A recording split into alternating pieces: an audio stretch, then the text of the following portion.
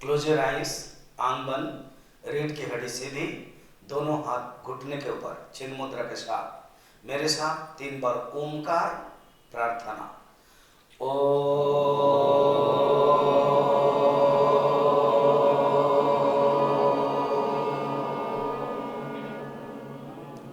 दीर्घ श्वास लेकर के स्टार्ट। ओ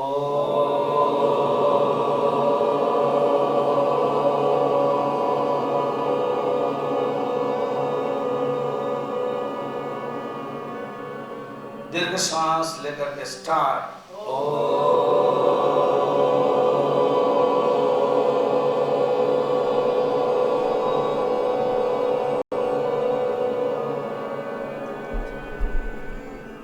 ओम सहना भवतु सहनौ भुनक्तु सह वीर्यं करवावहै तेजस्विनावधीतमस्तु मा विद्विषावहै। ओम शांति शांति शांति। गुरुर्ब्रह्मा गुरुर्विष्णु गुरुर्देवो महेश्वरः गुरुरेव परं ब्रह्म तस्मै श्री गुरवे नमः। समस्त जन कल्याणे निरतं करुणामयं नमामि चिन्मयं देवं सद्गुरुं ब्रह्मविद्वरं सद्गुरुं ब्रह्मविद्वरम्।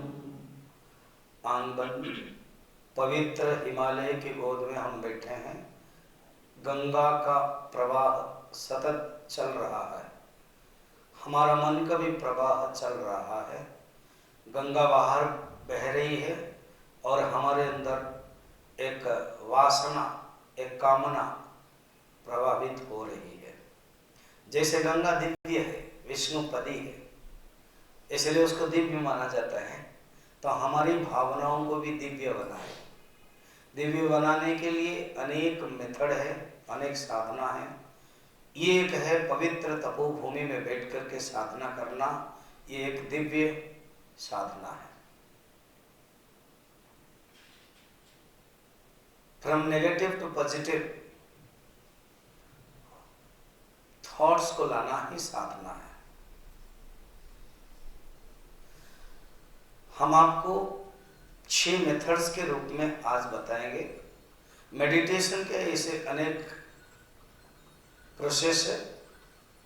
Physical body meditation, astral body meditation, vital air meditation, value meditation, concentration meditation and वेदांतिक spiritual meditation. In 6 meditation में से इन 4 दिनों में हम देखेंगे, प्रैक्टिस करेंगे। आज हम वैल्यू मेडिटेशन का प्रैक्टिस करेंगे।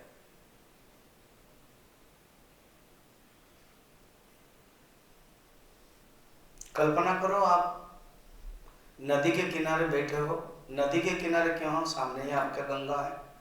शाम को आज हम लोग जाएंगे, वहां बैठेंगे। आज जो प्रैक्टिस अभी कर रहे हैं उसी को खुद अपने आप करेंगे। गंगा के किनारे बैठे हैं, थोड़ा आंख खोल करके वहां देख रहे हैं, सुंदर प्रवाह हो रहा है। सामने पर्वत, हिमालय के पर्वत की चोटी है। अगर स्पर्श करोगे गंगा तो एक ठंड की महसूस हो रही है, शीतल हवा बह रही है। उसके जो पानी के छिटकाव में शरीर में रोमांचित हो रहा है।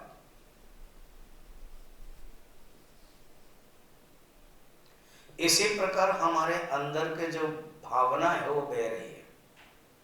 जैसे आप गंगा को देख रहे हो, ऑब्जर्व कर रहे हो, इसी प्रकार हमारी अंदर की जो भावना है उसको ऑब्जर्व करो। हम अभी 6 स्टेप्स जाएंगे, 6 सोपान। नंबर 1, ऑब्जर्व योर थॉट्स, भावना का निरीक्षण, भावना का प्रतीक्षा, ईक्षा, निरीक्षण, ऑब्जर्व करो। दो प्रकार के भावनाएं आएगी, उसको आप अभी डिवाइड मत करो, जस्ट देखो। गंदा भी हो चलेगा, अच्छा भी हो बेहतर, मगर आप देख रहे हो, साक्षी हो। अब पानी के अंदर नहीं हो, पानी के बाहर हो। इसी प्रकार भावनाएं चल रही है, भावनाओं के बाहर हुआ। द्वितीय स्टेप में जाएं। द्वितीय स्टेप में जाएं, मैं जैसे जैसे बता रहा हूं आप उसको करना पड़ता है। सेकेंड है डिवाइड योर थॉट्स। जैसे नहर है ना, अब हम पंजाब में रहते हैं, पटियाला में भाखरा नंगल है, ऐसे तो पंजाब 5 नदियों का नाम है। तो अभी आपके सामने ही नदी है, गंगा है, प्रवाहित हो रही, उसको लेकर चले तो आप दो विभाग कर रहे हो। एक है जैसे नदी के एग्जाम्पल से, एक है इरिगेशन के लिए और एक है ड्रिंकिंग के लिए, स्वच्छ पानी हो, कैनाल है, और एक इरिगेशन हो, गाय बैल को स्नान कराने के लिए हो, कपड़े आदि साफ कराने के लिए हो। इसी प्रकार हमारे अंदर भी दो प्रकार के भावनाएं अनवरत सतत प्रवाहित हो रही है। एक है अच्छी भावना वर्च्यूस, और एक है बुरी भावना वाइसेस। सेकेंड स्टेप में आपने डिवाइड कर दिया, इसका नाम है divide of thoughts, division of thoughts, vices virtues. Second. Third में आप जा रहे हो डिलीट द नेगेटिव थॉट्स। आपको पहले खराब खराब गुणों को हटाना पड़ता है। जैसे आप किसी कमरे में गए, यहां तो आपको साफ सुथरा मिलता है, कहीं कहीं आप जाते हो तो बड़ा गंदा रहता है। आपके ही घर कोई बंद करके आए हो, बाद में जाओगे तो गंदा है, आपको साफ करना पड़ेगा। तो जो आपको सामान लाए हो उसको आप रख नहीं सकते हो, पहले आपको साफ करना है, उसके बाद आप अपना सामान निकालोगे। कोई मूर्ति, कोई रुद्राक्ष, यहां के लिए मैं यही उदाहरण दे रहा हूं। अंडमान जाओगे तो कोरल्स लाओगे, कोई लकड़ी के कोई चीजें खरीद करके लाओगे मोमेंटो के रूप में। तो सामान तब रखोगे जब कमरा साफ हो। इसी प्रकार हमारे अंदर जो दो प्रकार की भावनाएं हैं, एक है खराब और एक अच्छी। पहले खराब गुण को हटाओ तो भला। तो तीसरा है नेगेटिव थॉट्स को नेगेट कर रहे हो। Negate the negative thoughts, negate the vices, negate the inauspicious thoughts. तीसरा है, याद रखना, पहला, दूसरा, तीसरा। बाद में इसको पॉइंट्स को आप तुरंत लिख सकते हो, न तो अब यूट्यूब में भी आएगा, बाद में सुन सकते हो, दूसरों को इंस्पायर भी कर सकते हो सुनने के लिए। अब तीसरा है नेगेट दी नेगेटिव थॉट्स। आप अपने जितने नेगेटिव थॉट्स हैं, काम, क्रोध, गुस्सा, डिजायर्स, कामना आदि सब को हटाओ। शरीर को मैं मानना, दंभ, अहंकार आदि, काम, क्रोध, लोभ, मोह, मद, मात्सर्य। फिर चौथा है इनकॉल्केट पॉजिटिव थॉट्स।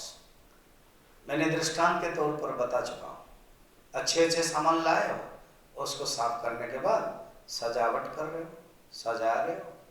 हमारे अंदर अच्छे गुण को पैदा करो, जैसे मन के अंदर शांति, अदम्भित्वम, अहिंसा, क्षांति, आर्जवम। गीता में भगवान कहते हैं आपके अंदर दम्भ न हो, सत्य, अक्रोध। जितना नेगेटिव का उलट है, जो पॉजिटिव है, वो सब गुण है। वो चौथा में आया, उसका नाम है इनकॉल्केट पॉजिटिव थॉट्स। आप अपने अच्छे गुण को, पॉजिटिव गुण को पैदा कर रहे हो।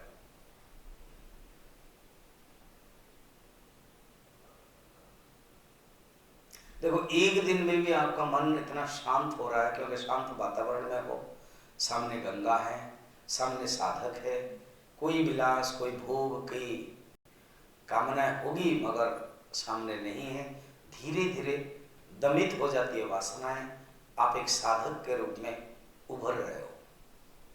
चौथा गया।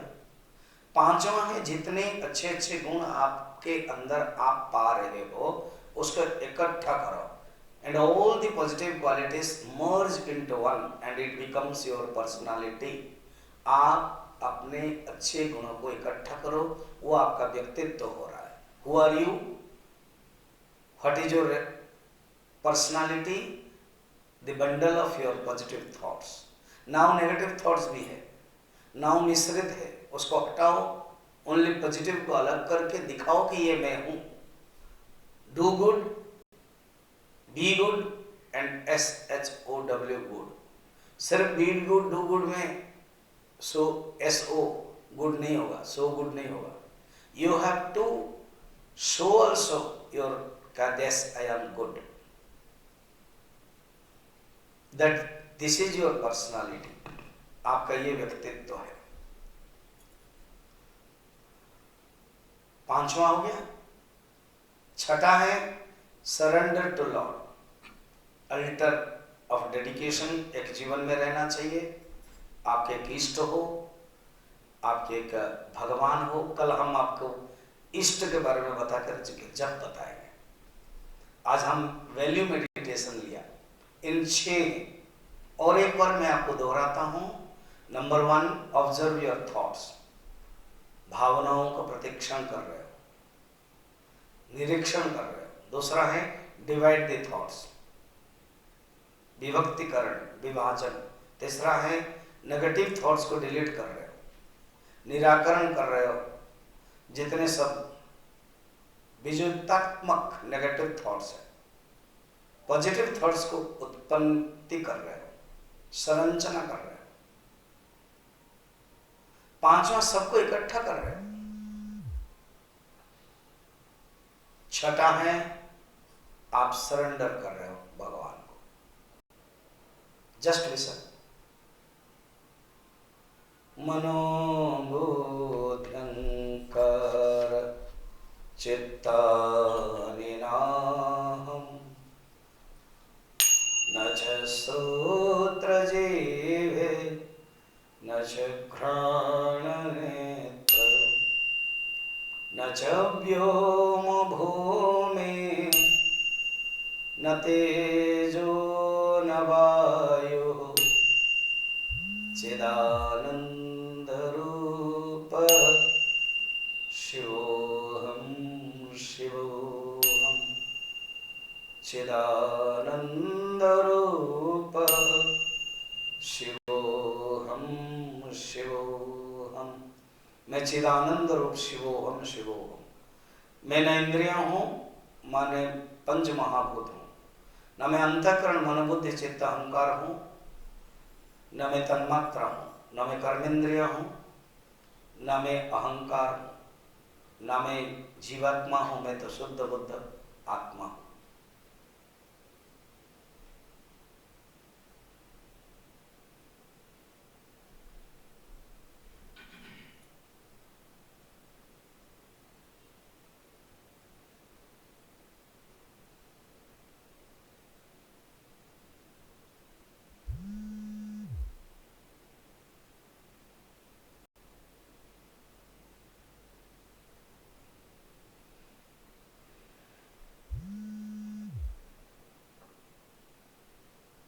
हाथ जोड़ दो, जोर से खींचो।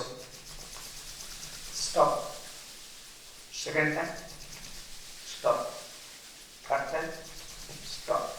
धीरे धीरे आंख खोल दो और हम लोग अभी भावना। हरिओम।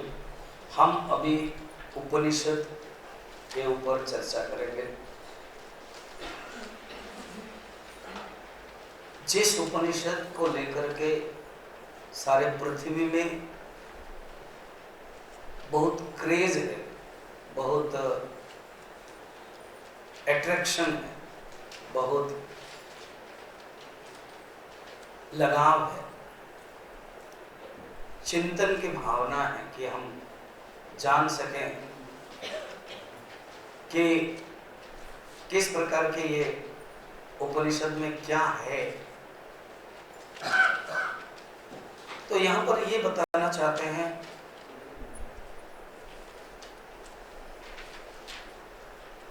उपनिषद है क्या।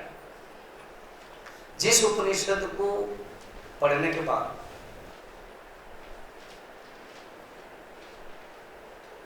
इमैनुअल कैंट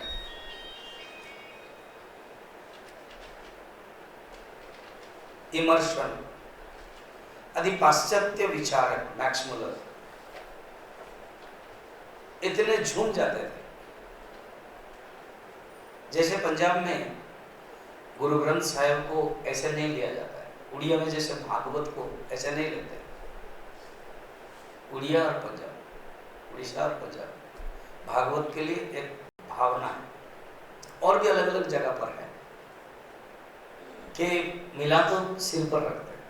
तो उपनिषद पढ़ने के बाद उतने वो खुश हो जाते थे कि सिर पर लेकर नाचते थे। जैसे विज्ञान में, साइंस में हम कहानी सुनते, आर्किमिडीज को जब सूत्र मिल गया तो नाचने लगा, वैसे उपनिषद की खासियत उनको लगता है। सोचो तो, मैं डायरेक्ट उपनिषद के हमारी मनीषियां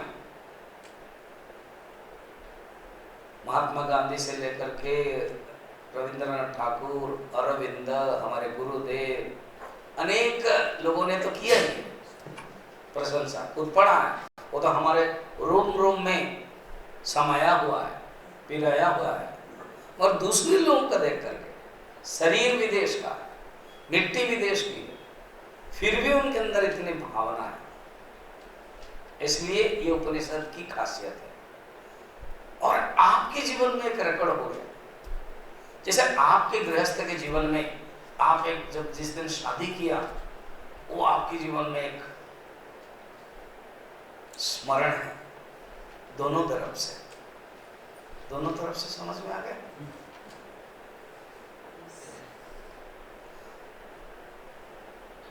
और एक जब बच्चे हुए, जब नौकरी मिली आपकी, जब आपने डिग्री किया, जब आप विदेश गए, ऐसे एक हाइलाइट्स आपके जीवन में है। मैं अच्छे के बता रहा हूँ, बुरा बुरा का हाइलाइट्स नहीं बता रहा। तो आपके जीवन में भी ये हाइलाइट जुड़ जाएगा कि मैं 6 दिन के कैंप में ये भावना उपनिषद पढ़ी हूँ। अगर कोई पूछेगा कहीं पर किसी ने कोई उपनिषद पढ़ा है किसी गुरु से, जरूर हाथ उठा लो, अभी हो गया आपका, लग गया। फिर कोई पूछेगा, डायरेक्ट शॉर्ट करेगा, कौन सा उपनिषद? भावना उपनिषद। हाँ, मिनिमम 7 क्लास मिलेगा आपको, 7 क्लासेस। इतना सुंदर। बाद में इसका रिकॉर्डिंग होकर के यूट्यूब में भी जाएगा, दूसरे लोग सुन सकते हैं। ये मेरे लिए भी एक मनन, चिंतन, अध्ययन के अवकाश। अब चले उपनिषद है क्या। तो ये उपनिषद की महिमा शॉर्टकट में हमने बताया। अब उपनिषद है क्या, उसको चिंतन करते हैं। जिसको पढ़ने के लिए तपोवन जी महाराज तो अपनी परंपरा में प्राप्त किया, जिसको पढ़ने के लिए खुद वो केरल से आकर के यहाँ रुके, सारा जीवन यहाँ बिताया, जिसको चिंतन करते थे उपनिषद के ही, जिसके लिए स्वामी शिवानंद जी ने कहा तपोवन इज रियल उपवनम ऑफ हिमालय। क्या सुंदर है ना। उपवन माने क्या पता है? गार्डन। माने तपोवन हिमालय के गार्डन है, उपवन है। और उनके अंदर इतनी भावना है। आप सत्संग हॉल जाओगे, जहां आरती होती है, स्वामी शिवानंद जी और तपोवन जी महाराज को फोटो है छोटा सा, उसमें तपोवन जी महाराज के अटैच ही शिवानंद जी पकड़े हुए हैं। क्योंकि यहाँ से इसी कुटिया से, जो कुटिया में रिनोवेशन चल रहा है, इसी कुटिया से वो ठंड दिन में नवंबर, दिसंबर, जनवरी, फरवरी में ऋषिकेश जाते थे। शिवानंद जी उनको स्वागत कराते थे। वो जानते हैं ये कितने, इसीलिए तो चिन्मयानंद जी गुरुदेव को भेजा उनके पास जाओ, तो वो अटैची पकड़ते थे। ये शायद वो जा रहे हैं वापस, जो विदाई है उसके समय ये अटैची पकड़ लिया जीवानंद। आप देखना आज ऐसे दोनों की घनिष्ठ मित्रता है ना। तो तपोवन जी जिसके लिए कायल थे, जिसके लिए भारतीय संस्कृति प्रसिद्ध है, वो है उपनिषद, वेद का ज्ञान। वेद, ये उपनिषद है कहाँ, क्या है? बहुत लोग उपनिषद क्या है जानते नहीं। अब धीरे धीरे इंटरेस्ट ले रहे उपनिषद है क्या। अब हमारे जो भारतीय संस्कृति में जो मुख्य पुरातन ग्रंथ है वो वेद है। वेद, बहुत कम हिंदू होगा जिसके घर में वेद होगा। शायद ही कोई मुसलमान होगा जिसके घर में कुरान न हो। शब्द को सुनो, मगर शायद ही कोई हिंदू होगा जिसके घर में वेद हो। सोचो तो, शर्म की बात होगी। अगर मैं आपको भी पूछूंगा किसके घर में वेद है, शायद ही 3-4 लोगों के घर में वेद आएगा। और वो भी 4 वेद होना चाहिए, ऋग्वेद, यजुर्वेद, सामवेद, अथर्ववेद। फिर क्या है ना, लाल कपड़े में लपेट करके वहां है। पढ़ते हो रोज? क्यों पढ़ते नहीं? अभी तक नहीं पढ़े, माधवानंद मिले नहीं ना, तो हम अपने आप को नहीं पढ़ पाते। ये जो वेद है ये 4 प्रकार है, ऋग्वेद, यजुर्वेद, सामवेद, अथर्ववेद। वेद 4 प्रकार है। हर वेद में 4 विषय है। जैसे साइंस, आप लोग सब साइंस पढ़े होंगे अपने हाई स्कूल +2 करियर में। मैं भी एक साइंस स्टूडेंट था। तो साइंस के मुख्यतः 4 विभाजन है। आजकल अलग अलग हो गया, फिजिक्स, केमिस्ट्री, बायोलॉजी, मैथमेटिक्स। इसी प्रकार वेद में भी 4 सब्जेक्ट है, वेद में भी 4 विषय है। वेद 4 प्रकार है। प्रकार के दृष्टि से 4 बोलना, विषय के दृष्टि से, सब्जेक्ट के दृष्टि से 4 है। हर वेद में ये 4 मिलेगा। ऋग्वेद में भी 4 विषय, सामवेद में भी 4 विषय। जैसे उत्तरकाशी आश्रम है ये, उसमें भी कुछ कुछ है। सत्संग हॉल होगा, डाइनिंग हॉल होगा, रहने के लिए कमरा होगा। सिद्धवाड़ी में गए हो तो वहां पर भी सत्संग हॉल होगा, डाइनिंग हॉल होगा, कमरा होगा। और वहां 2 स्पेशल है, सुंदर भव्य हनुमान जी है और राम मंदिर है। वहीं से ही हमारे छोटा भाई के रूप में पटियाला चिन्मय मिशन है, उसमें भी सत्संग हॉल है। इसी प्रकार ब्यूटीफुल एंड कमरे भी है, एंड एक राम मंदिर है भव्य, और एक हनुमान जी भी है। इसलिए हम आपको स्वागत करते हैं। आप पटियाला भी कभी आओ। कैंप भी करवाएंगे, अभी कैंप किए थे, बहुत लोग आए थे। सुंदर वहाँ रहने के लिए भी कुछ लोगों के लिए है, 22-25 लोग रह सकते। मगर वहाँ के जो डिवोटीज हैं ना, बताए हैं 5 मेरे साथ, बड़े इंस्पायर्ड है, डिवोटेड है, सब तैयार है एक एक रूम देने के लिए। तो हम तो 60 लोगों के लिए प्लान कर दिया था, कम आए कोविड के कारण। अब कोई भी कभी भी आ सकता है। कैंप भी करेंगे तो सब डिवोटीज के एक एक घर मिल जाएगा। तो 25 लोगों का तो हो गया, वहाँ 50 लोग रह जाएंगे। ऐसे तो ये एक हो गया। आप हमारे कोयम्बटूर से आए हैं, सतीश मोहन, कहाँ है? हाँ, वो हैदराबाद के हैं, मगर वहाँ हमारे कोयम्बटूर चिन्मय मिशन के वहाँ बहुत सुंदर, मैं वहाँ गया हूँ। एंड वहाँ भी कैंप होता है, वहाँ भी रहने की सुंदर सुविधा है। और वहाँ तो नज़दीक लगा हुआ है हमारे इंटरनेशनल स्कूल है, CIRS, चिन्मय इंटरनेशनल रेसिडेंशियल स्कूल। अभी भारत माने एजुकेशन के दृष्टि से जो 10+2, हालांकि जो बोर्ड है उसका बी क्या बोलते हैं, BC क्या बोलते हैं बोर्ड, नहीं सीरियस नहीं, बी जो बाहर का बोर्ड होता है, बी और एक है BC ऐसे कुछ होता है, तो वो बोर्ड है, बाहर का भी जा सकते। और एजुकेशन के दृष्टि से सारा इंडिया में 10 में से हमारा 5-6 नंबर है। इतने बहुत 12-15 साल में इतने हासिल किया है, वो केवल गुरुदेव के संकल्प और आशीर्वाद है। गुरुजी एवं स्वरूपानंद जी के अदम्य प्रेरणा, अनुग्रह, प्रचेष्टा सुंदर। मैंने हम लोग गर्वित होंगे कि अभी चिन्मय मिशन के CRS करके। अभी तो चिन्मय यूनिवर्सिटी भी बना, वहाँ पर भी है और कोचीन में भी बन रहा। कोचीन में हमारा मिशन के वहाँ भी कैंप होता है, वहाँ भी सुंदर है। केरल है जो कोचीन है, जो शंकराचार्य के मैटरनल जगह है, शंकराचार्य वहाँ जन्म हुए थे। कभी हम लेंगे कैंप के लिए, ऐसे सब है। तो कहने का मतलब है हर आश्रम में एक एक फैसिलिटीज है। इसी प्रकार हर साइंस में, कोई साइंस कहेंगे तो 4 सब्जेक्ट है, हर वेद में भी ये 4 फैसिलिटीज होना चाहिए। समझ में आया? फैसिलिटीज का एग्जांपल सब्जेक्ट के रूप में।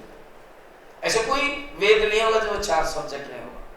तो स्वामी जी बताइए ना, अभी 4 सब्जेक्ट क्या है बता रहा हूँ, बहुत मैं भूमिका ही लगा दे रहा हूँ। नंबर 1 मंत्र भाग। फर्स्ट है मंत्र भाग। मंत्र भाग माने क्या है Swami ji? Hymns, HYMNS, hymns, invocation, the creation of the world, स्तुति, देवता स्तुति, इंद्र, वरुण, विष्णु, नारायण, ये जितने स्तुतियां हिम्स है। हिम्स माने HY प्रार्थना, इनोकेशंस, प्रेयर्स, ये जितना है ये सब मंत्र भाग में। या तो और कर ले थियोरिटिकल पोर्शन, जैसे pure science and applied science, theory and practical. तो जो मंत्र भाग वो थ्योरी है। और सेकंड है ब्राह्मण भाग है। ब्राह्मण भाग है practical portion of the mantras, the applied portion. कर्मकांड है, जो हवन होता है ना। आप लोग हमसे हमेशा जुड़े रहो, स्पेशली मुझसे जुड़े रहोगे तो पटियाला के जो एक्टिविटीज चल रहा है ना, वो आप ऑनलाइन में आजकल बहुत सुविधा है और ये बंद नहीं होने वाला लग रहा है, कंटिन्यू चलता रहेगा। हर महीना हम लोग हवन करते हैं, हर महीना हम गुरु पादुका पूजा करते हैं, हर महीना हम सुंदरकांड पाठ करते हैं। आप जुड़े रहोगे तो हवन में जो होता है पूजा, मंत्र, ये सब क्या है? ब्राह्मण भाग है। द प्रैक्टिकल डेमोन्स्ट्रेशन ऑफ मंत्र भाग वो ब्राह्मण भाग।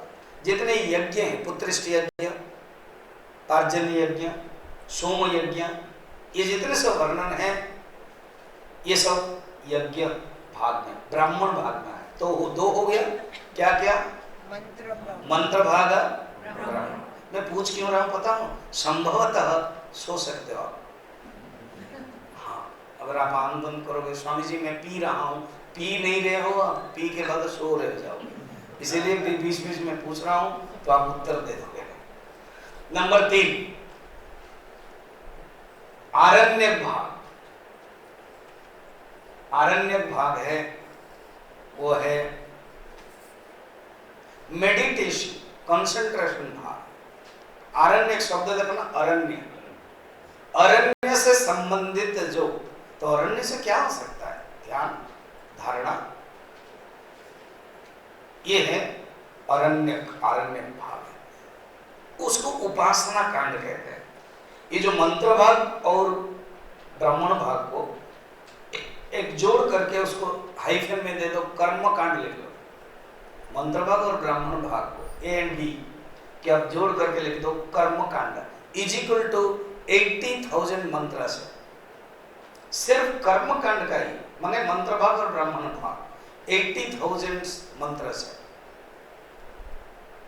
ठीक है। अब जो उपासना कांड माने आरण्यक है, उसको लिख दो उपासना कांड। उसका है 16,000 मंत्र से। कितने हुए? 80 + 16 96। 1 लाख से 96 चला गया, बचा कितना? 4,000 ज्ञान कांड उपनिषद है जो लास्ट है। पहले मैंने 4 विभाग किया था ना सब्जेक्ट के दृष्टि से, मंत्र भाग, ब्राह्मण भाग, आरण्यक भाग और उपनिषद भाग। ये जो उपनिषद है वही ज्ञान है और इसी को ही नॉलेज कहते हैं, इसी को ही आत्मविद्या कहते हैं, इसी को ही ब्रह्म विद्या कहते हैं। विद्यानाम अध्यात्म विद्या, गीता में भगवान 4th माने 10th अध्याय के विभूति योग में बता रहे हैं। अब ये क्लियर आया, कॉन्सेप्ट आ गया। उपनिषद 4000, इसको ज्ञान कांड कहते हैं। हर वेद में ये चारों चीजें मिलेगी। इस प्रकार के चारों वेदों में से अब हम टॉपिक उपनिषद में जा रहे हैं। मंत्र भक्त बहुत लंबा है, ब्राह्मण लोगों का काम है, वो मंत्र है, वो यज्ञ में ये सब है, हम लोग डील नहीं कर रहे। कभी कभार जितना जरूरत है गायत्री हवन के लिए, कुछ हवन के लिए करते हैं, मगर जैसे कोई मंदिर प्रतिष्ठा हो, कुछ पूजा हुआ, हम लोग भी रेफर करते हैं कोई ब्राह्मण आकर ही पूजा करे। किसी के घर में हम मिशन के जो डिवोटी से जाते हैं, कभी कभार हवन आदि थोड़ा सा कर लिया, और ज़्यादातर ब्राह्मण लोग करते हैं, उनका सब्जेक्ट है। जैसे आप देखो ना, जो लेक्चरर होते हैं वो थ्योरी पढ़ाते हैं, और जब आप प्रैक्टिकल रूम चले जाते हो, प्रैक्टिकल एक्सपेरिमेंट प्रैक्टिकल रूम में, वहाँ लेबोरेटरी असिस्टेंट रहते हैं, वो भी एजुकेटेड है। वो MSc नहीं करने से उनको भी वो पोस्ट नहीं मिलता है। आजकल तो इतने डिमांड है कि इन दोनों पोस्ट बहुत फर्क पड़ता है, मगर एजुकेशन के दृष्टि से शायद जो प्रोफेसर हो वो पुराने ज़माने में 67% लाया कि आज प्रोफेसर है, एंड लेबोरेटरी असिस्टेंट है 97% लिया होगा, और क्या करें, नहीं मिल रहा है तो फिर लेबोरेटरी असिस्टेंट बना हुआ। तो लेक्चरर भी क्या करते हैं, प्रैक्टिकल जाए तो वो समझाते हैं। ये केवल आते हैं, प्रोफेसर लेक्चरर आते हैं, घूम घाम करके जाते हैं, सिग्नेचर कौन करना पड़ता है, लेबोरेटरी असिस्टेंट। उस एजुकेशन की बचपन की बात याद आती है कि नहीं, जब पढ़ाए होंगे ये सब। तो इसी प्रकार है, जो हवन करते हैं, जो यज्ञ, जैसे कोई पूछता है स्वामी जी मेरे घर में अभी वो शनि ग्रह दशा चल रही है, बेटा जो वास्तुशास्त्र के ज्योतिषी है उसको पूछो। अभी मैं ज्योतिष के बारे में बताऊंगा। तभी उपनिषद जो है 4 वेदों से माना गया है 108 उपनिषद लिखो।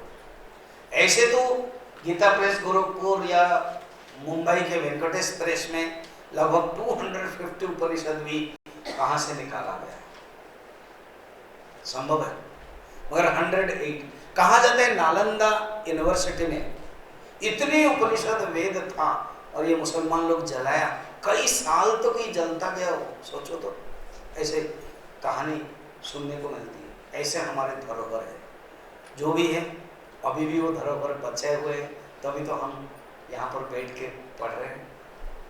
तो 108 उपनिषद में से जो मुख्य उपनिषद है, 11 उपनिषद है, जिसके ऊपर शंकराचार्य ने भाष्य लिखा है, उसको कहते हैं मेजर उपनिषद। उसको याद रखना, शंकराचार्य ने इसके ऊपर भाष्य लिखा है, उसको कहते हैं मेजर उपनिषद। स्वामी जी तो इंग्लिश का नाम है, मेजर का अर्थ यह है उन्होंने एक अलग सेक्शन दे दिया बस। उन्होंने जिसके ऊपर नहीं किया है वो माइनर उपनिषद है। गौण और मुख्य हिंदी में कर सकते हो आप। अब ऐसे क्यों किया स्वामी जी शंकराचार्य ने? शंकराचार्य के पास बहुत कम समय था। शंकराचार्य के पास बहुत कम समय था, सब उपनिषद के ऊपर लिख नहीं सकते, इसलिए उन्होंने तय किया इतना। और जो 11 उपनिषद के ऊपर लिखा है, कठोपनिषद, केनोपनिषद, ऐत्रेय, तैत्रेय, मुंडक, मांडुक्य, बृहदारण्यक, छांदोग्य, श्वेताश्वतर आदि, इसमें से जो भाष्य लिखा उसका जो नॉलेज है, उसके जो दिया है, वो सब में जुड़ा होगा, अंतर्भुक्त हो गया। जैसे आप 4 धाम मुख्यतः करने के लिए आ रहे हो, तो इसी प्रकार मुख्यतः उन्होंने ऐसे किया। तो भावना उपनिषद भी माइनर उपनिषद है, इसके ऊपर कोई भाष्य नहीं है, मगर ये जो वेद है अथर्ववेद से, अथर्ववेद से। अच्छा, अभी भावना उपनिषद के ऊपर प्रवेश करेंगे। उसके पहले, प्रवेश करने से पहले और कुछ जानना है। हमारे भारतीय संस्कृति के जो साहित्य है वो है 18 विद्या मानी जाती है। 18 विद्या क्या है जान ले, तब हम आगे बढ़ सकते हैं। 4 वेद मैंने बता दिया, 4 वेद हमने बता दिया। अब 4 उपवेद हैं जिनको लिखना है, आप लिखते जाओ। 4 वेद ऋग्वेद, यजुर्वेद, सामवेद, अथर्ववेद। 4 उपवेद है आयुर्वेद, धनुर्वेद, गंधर्ववेद, अर्थवेद या वास्तुशास्त्र। कहीं पर अर्थशास्त्र लिखा होता है, कहीं पर वास्तुशास्त्र लिखा होता है, उसका ब्रैकेट में कर लो। पहला क्या है? आयुर्वेद माने ये जो आयुर्वेद है, बहुत आयुर्वेद कॉलेज है आजकल। अभी इस सरकार ने और आयुर्वेद कॉलेज को बढ़ावा दिया। जो हम लोग जो MBBS पढ़ रहे हैं वो एलोपैथिक है, और होम्योपैथिक भी प्रसिद्ध है, हालांकि वो विदेश का भी है। और आयुर्वेद हमारे वेद के सनातन धर्म के। हिमाचल और इस उत्तराखंड और उत्तर भारत में अनेक आयुर्वेद के हैं। केरल में भी आयुर्वेद के बहुत स्कूल कॉलेजेस है। प्राय आप हर स्टेट में आयुर्वेद के अभी कॉलेज यूनिवर्सिटी मिलेगा। तो आयुर्वेद उपवेद में 4 होता है। Ayurveda, Dhanurveda, archery, the art of archery अभी भी चल रहा है ओलंपिक आदि में। चाइना, जापान, इंडिया का बहुत नाम है, ओलंपिक में जीतते हैं आर्चरी में। वो है अर्जुन के बारे में कथा है, अनेक के बारे में कथा है आर्चरी के बाद में। उस समय वो चिंतन करते थे, वो धनु आ जाता था, तीर। और जो तर्कस है वो खत्म नहीं होता है। अक्षय तर्कस मिला था अग्नि देवता से अर्जुन को। ये तो मैं द्वापर युग की बात कह रहा हूं, उसके पहले भी धनुर्वेद के वर्णन। चलिए धनुर्वेद के बारे में वर्णन करेंगे तो जो कैरेक्टर है वो अनेक, एकलव्य है, परशुराम खुद, भीष्म खुद। अच्छा, एक एक वेद के साथ उपवेद में जुड़ा हुआ है। ये जो पहला वाला क्या था आयुर्वेद, वो ऋग्वेद के साथ जुड़ा हुआ है। ये इसको उपवेद कहते हैं, उपवेद। जैसे सभापति, उपसभापति, चांसलर, वाइस चांसलर, कुलपति, उपकुलपति, ऐसे। तो वेद 4 है, उपवेद 4 है। आयुर्वेद ऋग्वेद के साथ कनेक्शन है, धनुर्विद्या यजुर्वेद के साथ कनेक्शन है, गांधर्व विद्या माने आर्ट एंड डांस, गांधर्व जिसमें डांस है, वो है सामवेद के साथ कनेक्शन। सामवेद में गान है, हा हो हा हो आहू आहू। अच्छा है, कुछ लोग उठ गए हैं, सोए थे कुछ लोग, मेरे आवाज से उठ गया। स्वामी जी क्या हो गया, चिल्ला रहे। तो इसको बोलते हैं क्या है, सामवेद, सामगायन्तः, सामगायन। ये है गांधर्ववेद, आर्ट एंड कल्चर। हमारे चिन्मय यूनिवर्सिटी के अंदर है, विभूति में है, चिन्मय विभूति, आर्ट एंड डांस। चौथा है अथर्ववेद से कनेक्टेड है, उसको अर्थशास्त्र जो इकोनॉमिक्स है, या तो कोई वास्तुशास्त्र कहते हैं। वास्तुशास्त्र को इंग्लिश में क्या बोलते हैं? आर्किटेक्चर जो प्लान है, वो बड़ा वास्तु आजकल बड़ा मुश्किल है। आप किसी का अगर मित्र होगा, कोई आया आपके घर में, वो आपको रहने नहीं देगा। वो बताएगा किचन गलत है, दिमाग खराब कर देगा। आपका गया 10 लाख तो गया, मिनिमम है। वो आपका किचन ऐसे नहीं होना चाहिए, बाथरूम किसने कहा कि आपको ऐसे रखाना, वो ऐसा कोने में रहना चाहिए, वो ऐसा होना चाहिए। अरे यार, इसीलिए तो शनि दशा चल, पता नहीं ये लोग वास्तुशास्त्र के तुरंत शनि दशा को ले आते हैं। और तो ये गलत है, ऐसे नहीं रखना चाहिए, इसको तोड़ दो। फिर क्या करें, इसको तोड़ दो। अच्छा, इतना बनाया था, इसको तोड़ेंगे तो पैसा गया, फिर जोड़ेंगे तो, और क्या करें, वो भी नॉलेज है। समझिए, अभी हम वास्तुशास्त्र के मानना है कि नहीं है, देखो अगर कोई सचमुच जानकार है मानना चाहिए। अब आपको ही पता होना चाहिए कि वो जानकार है कि नहीं। साइंस तो है वो, आप स्वीकार करते हैं? यस। तो निर्भर करता है कि वो जानकर रखे कि नहीं। अभी क्या वो धरोहर है हमारे भारत में, हमारे साहित्य में, हमारे धर्म में है? अगर हम उपनिषद, कोई सोचेगा उपनिषद का भी धरोहर है क्या? क्यों नहीं है, पढ़ रहे हैं हम लोग। मैं जब आचार्य था सिद्धवाड़ी का, तब जैसे ये रंजन जैसे यंग लड़का और जैसे पंकज है, ऐसे विदेश से छुट्टी उनका होता है ना, वो जब समर वेकेशन होता है, छुट्टी होता है तो वो आते हैं। और वो लोग ना छुट्टी में खाली नहीं बैठते, कहीं पर काम करते हैं, कॉल सेंटर, मॉल में, बगीचा में, एप्पल पे होते हैं, वो सब बोलते हैं मुझे, और कमाई करते हैं। और उनके अंदर बहुत फन व्यसन है, इंडिया आकर के घूमे, इंडिया के बारे में बहुत कुछ सुनते हैं। और अकेले एक छोटा सा बैग पकड़ा और आए, तो कहीं से घूम घाम करके सिद्धवाड़ी आते थे। और हिंदी तो समझ नहीं सकते हैं, तो मेरे क्लास में बैठ नहीं पाते थे, समझ में नहीं आता था, और मुझे मिलते थे, मैं आचार्य था। तो मैं जब बात करता था तो क्या बोलते, I want to know Upanishad, Upanishad, I want to know Gita, Gita. जैसे मुझे लग रहा था गिटार, उपनिषद जैसे कोई फल का नाम है, और वो क्रेज देखो उनके अंदर। उपनिषद हम जानेंगे, सोचो। इसका अर्थ है अभी भी हमारे भारतवर्ष में उपनिषद है, इसलिए तो वो अपना सुनने के लिए आते हैं। तो अभी भी हमारे भारतवर्ष में ज्योतिष शास्त्र है, वास्तु शास्त्र है, बाकी तो सब है ही। हमारे जो चिन्मय यूनिवर्सिटी है ना, ऐसे जोड़ करके मैनेजमेंट का कोर्स निकला हुआ है, माने मॉडर्न का भी है और एंशिएंट का भी, एंड पार विथ कोई बीए, कोई एमए जो पढ़ रहा है तो उसको सब मिलेगा, इसके साथ ये सब नॉलेज है।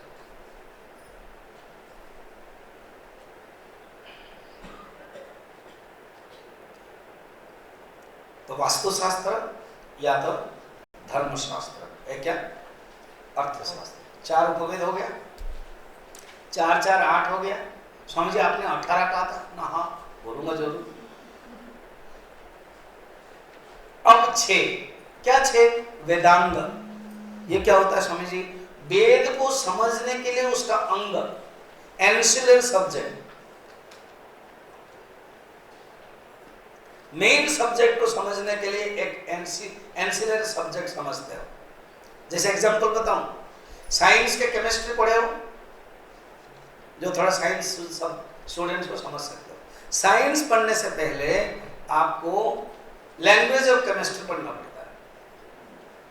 वैलेंसी, सिंबल्स, लीड पीबी उसका symbol, aluminium L, ferrous iron Fe, oxygen O, hydrogen H। Swami ji हो गया वो, पहले ही बचपन में भी साइंस पसंद नहीं था, और फिर दिमाग खराब मत करो, उसको जो आर्ट्स वाले बोल सकते हैं। जो केमिस्ट्री जब पढ़ते हैं तो लैंग्वेज ऑफ केमिस्ट्री पढ़ते हैं, वेदांत जो पढ़ते हैं तो लैंग्वेज ऑफ वेदांत पढ़ते हैं, जो तत्वबोध है। इसी प्रकार उपनिषद को पढ़ने के लिए, वेद को पढ़ने के लिए वेदांग पढ़ना चाहिए, वो 6 है। नंबर 1 शिक्षा। क्या है? शिक्षा। शिक्षा क्या होता है स्वामी जी? शिक्षा में फोनेटिक्स है, it is a science of phonetics. Phonetics क्या होता है स्वामी जी? अरे हाउ टू प्रोनाउंस, उदात्त, अनुदात्त, स्वरित, ओम सहस्रशीर्षः पुरुषः सहस्राक्षः सहस्रपाद स भूमिं विश्वतो वृत्वा अत्यतिष्ठत् दशांगुलम् पुरुष एवेदगं सर्वम्। देखो सर्वम, वो मैंने डबल किया, द्वित्व। फिर ओम सहस्र, एक ऊपर किया एक नीचे किया, जो नीचे किया उसको अनुदात्त बोलते हैं, जो ऊपर किया उसको उदात्त बोलते हैं। ये है फोनेटिक्स, शिक्षा। समझ में आया? शिक्षा। फिर उसका छंद। छंद में मीटर है, मीटर माने कपड़ा का मीटर नहीं, कितना मीटर है। कुछ मुझे पूछते हैं ना, स्वामी जी आपका लिए कपड़ा कितना मीटर लगता है? नरेंद्र कल पूछ रहे थे, स्वामी जी पास में बैठे थे, थोड़ा गपशप करने में सुविधा होता है। स्वामी जी आपको कपड़ा कहाँ मिलता है? बोले बाजार में मिल जाता, बाजार में मिल जाता। और उन्होंने समझ के वो ज्यादा से पूछा नहीं, कितना मीटर लगता है नेक्स्ट पूछेंगे, है ना? तो ये मीटर बोलते हैं। वो बोला नहीं मीटर, मीटर माने छंद, बहुत छंद है लगभग। अब ये जो श्लोक पढ़ते हैं ना गीता, अनुष्टुप छंद, धर्म क्षेत्रे कुरुक्षेत्रे समवेतायुत्सवः मामका पांडवाश्चैव किमकुर्वत संजय। अनुष्टुप छंद 32 अक्षर होते। मैंने गीता चैंटिंग कोर्स लिया था अभी। मैं अभी आपको पूजा की कोर्स लेने वाला हूँ, बहुत रिसेंटली ऑनलाइन में। पटियाला वालों के लिए ऑफलाइन होगा, तो ऑनलाइन में लूंगा। आपको 10 पूजा हम सिखाएंगे, 1 घंटा, 25 दिन का कोर्स है, लगातार 25 दिन में आप सीख जाओ। शिव पूजा, राम पूजा, गुरु पूजा, हवन, रुद्र, कृष्ण हो गए, विष्णु, अलग अलग सब पूजा सिखाएंगे। पूजा मीटर, त्रिष्टुप छंद, कार्पण्य दोषोपहत स्वभावः पुच्छ्रामितं धर्म सम्मूढ़चेता यश्रेयस्यान्निश्चितं ब्रूहि तन्मे शिष्यस्तेऽहं साधिमां त्वं प्रपन्नम। द्वितीय अध्याय के 7 नंबर श्लोक है, ये त्रिष्टुप छंद है। 11वें चैप्टर में गीता में त्रिष्टुप छंद बहुत है। 15 चैप्टर में है जो आप लोग पढ़ते हो। गीता अगर किताब है आप लेना, रोज डिनर और लंच के समय पढ़ना, जब तक खत्म नहीं हुआ वो खाना मत।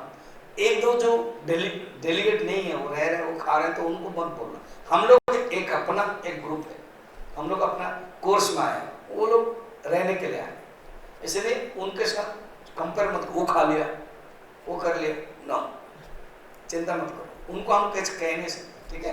वो पहले हमारे पहले आए हैं, रह रहे, कब जाएंगे क्या है। आप अपना डिसिप्लिन मानो, तब वो आपके अंदर अच्छा लगेगा कि हमने कुछ किया है एक साधक के जीवन में। मंत्र होगा ब्रह्मार्पण, तब खाओगे। स्वामी जी खाना ठंडा हो जा रहा है, होने दो।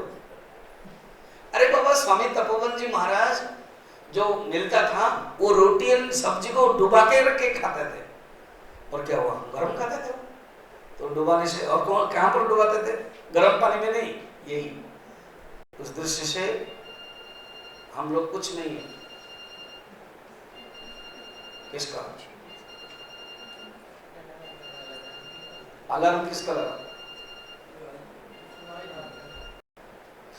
छंद हो गया, शिक्षा, कल्प कल्प माने ये जो वास्तुशास्त्र में जो कितने आपके ये जो घर बनाते हैं ना, उसमें कितने मीटर है आपके कमरे, 12/10, 15/10, ये जो मापना पड़ता है ना, उसको बोलते कल्प। साइंस है, कल्प सूत्र है, ये वेदांत में आता है। 3 हो गया, 4 है, चौथा है व्याकरण। देखो ये हमारे जो संस्कृति है, संस्कृत है, वो व्याकरण में प्रसिद्ध है। जब मेरे प्रवचन आप सुनते हो, जैसे भावना उपनिषद, वो मैं व्याकरण के दृष्टि से बताऊंगा। फिर उसका निरुक्त है, 5th निरुक्त लिख लो तुरंत। निरुक्त मान, देखो व्याकरण में एटोमोलॉजी है और निरुक्त अर्थ बताता है, मीनिंग एक शब्द का गठन बताता है, एक शब्द का अर्थ बताता है। व्याकरण शब्द का गठन, संरचना और निरुक्त अर्थ, और लास्ट है ज्योतिष। हाँ स्वामी जी, ये ज्योतिष ये क्या साइंस है? यस। आप स्वीकार करते हैं? यस। कोई जानता ही न जानता, प्रश्न की बात है, मगर है साइंस, अभी भी है। अगर हम उपनिषद पढ़ रहे हैं, अभी भी है, ज्योतिष शास्त्र अभी भी है, अभी भी ज्योतिष, एस्ट्रोलॉजी, एस्ट्रोनॉमी, कॉलेज भी है, कॉन्फ्रेंस भी होता है। आजकल ऑनलाइन में भी अलग अलग कॉन्फ्रेंस हो रहा था। मैंने कहीं वायरल में देखा था, किस उड़िया ग्रुप में कहीं है कि वो जगन्नाथ पुरी में शायद एक 3 दिन का, जून महीना में 3 दिन का कोर्स है, एस्ट्रोलॉजी का कॉन्फ्रेंस है। सब जगह पर होता है साइंस, ग्रह के बारे में, तारा के बारे में, ज्योतिर्मंड, शनि दशा आदि सब है। हो गया 6 विधान, एंड लास्ट है और 4 है, उसको बोलते उपांग। एक है न्याय शास्त्र, निरुक्त हो गया, व्याकरण हो गया, ज्योतिष हो गया, छंद हो गया, कल्प हो गया, शिक्षा हो गया। जिन्होंने लिखा नहीं है, ठीक से नहीं सुना है। तो उसके बाद आवाज नहीं, 6 हो गया ना, शिक्षा, कल्प, छंद, व्याकरण, निरुक्त, ज्योतिष। देन आओ उपांग, उसको बोलते उपांग। ये पहले बार सुन रहे होंगे आप, उपांग। ये है न्याय शास्त्र, सेकंड है दर्शन शास्त्र, थर्ड है इतिहास पुराण, दर्शन शास्त्र, दर्शन शास्त्र। फिर ये दर्शन शास्त्र का डिटेल हम नेक्स्ट क्लास में बताएंगे। अब लिख लो इतिहास पुराण, और फोर्थ है धर्म शास्त्र, इसको बोलते हैं उपांग। ये इतना को मिलाने से 18 हो रहा है कि नहीं? ना फिर कोई 17 बोलेगा, 18। इसको कहते हैं अष्टादश विद्या। तो ये हमारे सनातन धर्म के धरोहर है। तो जो भावना उपनिषद हम पढ़ने वाले हैं वो है इसी अष्टादश विद्या के अंतर्गत है। उपनिषद जो 4 वेद है उसमें से आ रहा है। अब हम भावना उपनिषद 9:40 में आप आ जाइए, 9:45 में हम क्लास